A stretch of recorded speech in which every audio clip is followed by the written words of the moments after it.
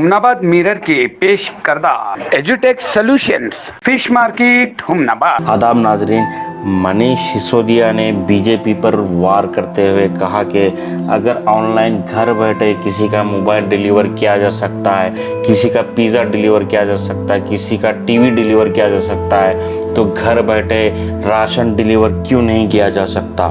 आइए देखें ये तफसीली रिपोर्ट। पहुंच सकता है। किसी को मोबाइल खरीदना है तो मोबाइल उसके घर पे डिलीवर हो जाता है। किसी को कपड़े खरीदने, टीवी खरीदना है, फ्रिज खरीदना है, घर पे डिलीवर हो सकता है। बस वो फोन करता है, उसके घर पे डिलीवर हो जाता है।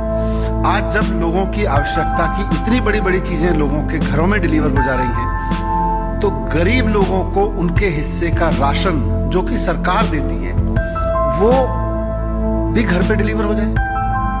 दिल्ली सरकार चाहती है कि जो राशन दिया जाता है गरीब लोगों को, वो राशन लोगों को आटा बना के पीस के उनके घर पर डिलीवर कर दिया जाए।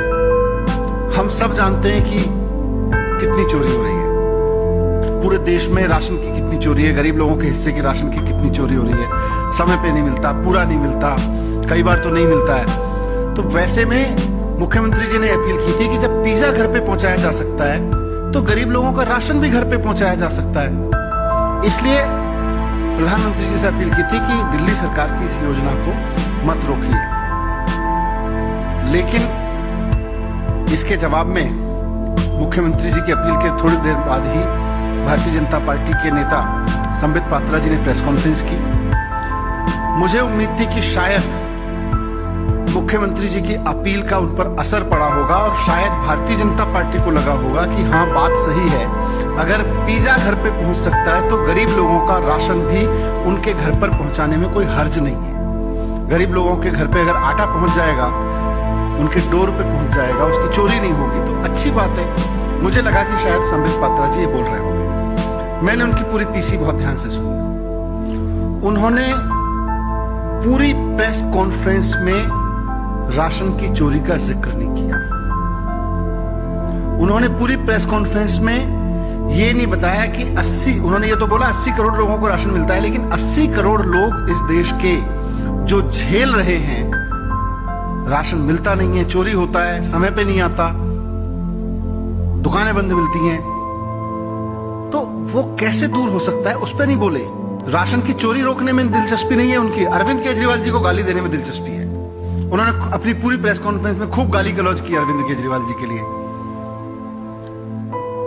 उनको उनकी गालियां मुबारक, भारतीय जनता पार्टी को उनकी गालियां मुबारक। दो चीजें उन्होंने कही।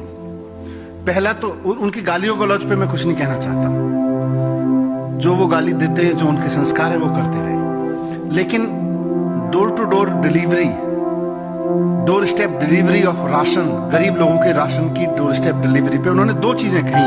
मैंने उनकी प्रेस कॉन्फ्रेंस में सुना। उनका कहना है कि जो व्यवस्था चल रही है वो ठीक है, वो तो ऐसे ही चलेगी।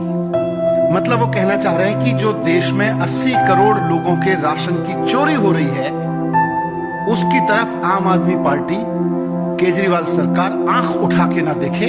वो चोरी तो भारतीय जनता पार्टी ऐसे ही करती रहेगी। उनका कहना है कि 70 साल कांग्रेस ने वो चोरी की थी और अब भारतीय जनता पार्टी को मौका मिला है सत्ता में आके सत्ता चलाने का, तो अब भारतीय जनता पार्टी भी गरीब के लोगों के राशन की चोरी इसी तरह से करती रहेगी। वो उसमें कोई करेक्शन बर्दाश्त नहीं करेंगे। जैसे चोरी चल रही है वैसे राशन की चोरी चलती रहे, उन्होंने साफ साफ कहा।